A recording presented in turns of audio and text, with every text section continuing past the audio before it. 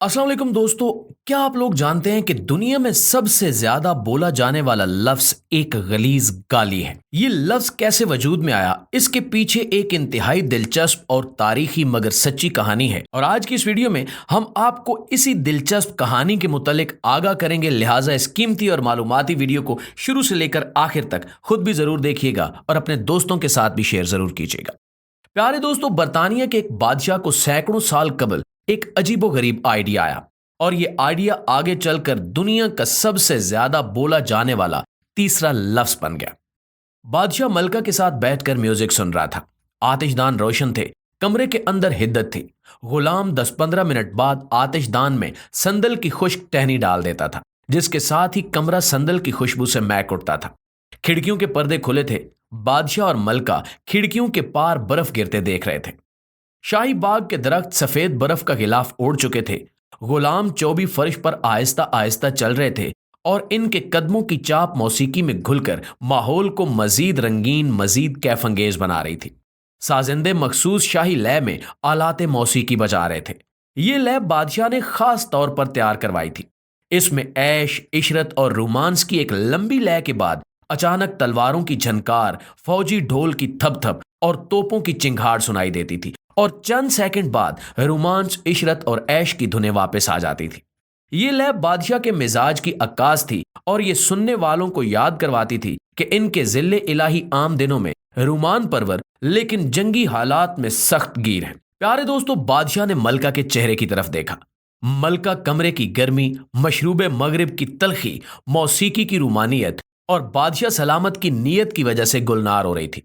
उसके माथे पर हल्का हल्का पसीना था, होंठ हल्के हल्के कपकपा रहे थे, हाथों में मुसरत अंगीन लर्जिश थी और उसके दिल के आखिरी लूप पर हल्की हल्की गुदगुदी हो रही थी।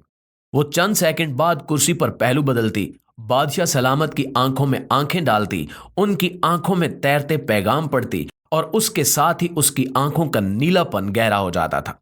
बादशाह को इसकी ये अदा दुनिया की कीमती तरीन नेमत लगती थी और वो शौक के इस मरहले को वसल की बेलगाम तुंद ख्वाहिशों तक फैलाए रखता था।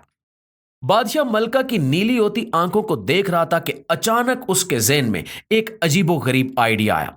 बादशाह ने सोचा कि बरतानिया में हजारों लाखों घर हैं और हर घर में मियाँ बीवी भी हैं और इनके दरमियान ताल्लुकात भी हैं, मगर ये लोग इन अज़दवाजी ताल्लुकात में बादशाह को शामिल नहीं करते और ये हमारी बादशाहत की तौहीन है।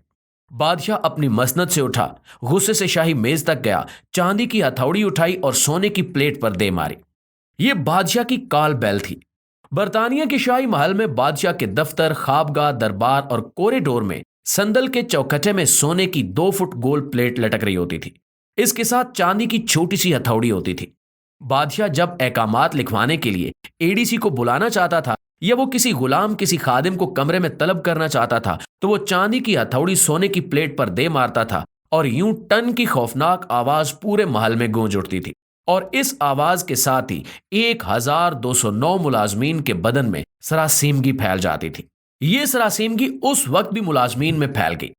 एडीसी भागता हुआ बादशाह के म्यूजिक रूम में पहुंचा। बादशाह ने फरमाया, जुडिशियल आर्डर लिखो। एडीसी ने कागज निकाला।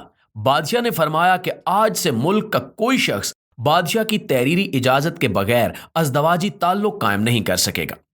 पूरी रियाया पहले तहरीरी इजाजत लेगी।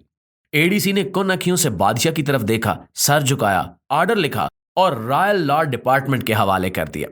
नाज़रीन गिरामी, दुनिया की तारीख में इस आर्डर के बाद दिलचस्प वाकया पेश आया। बरतानिया में एक नया डिपार्टमेंट बन गया और पूरे मुल्क में इस डिपार्टमेंट की शाखें खोल दी गईं।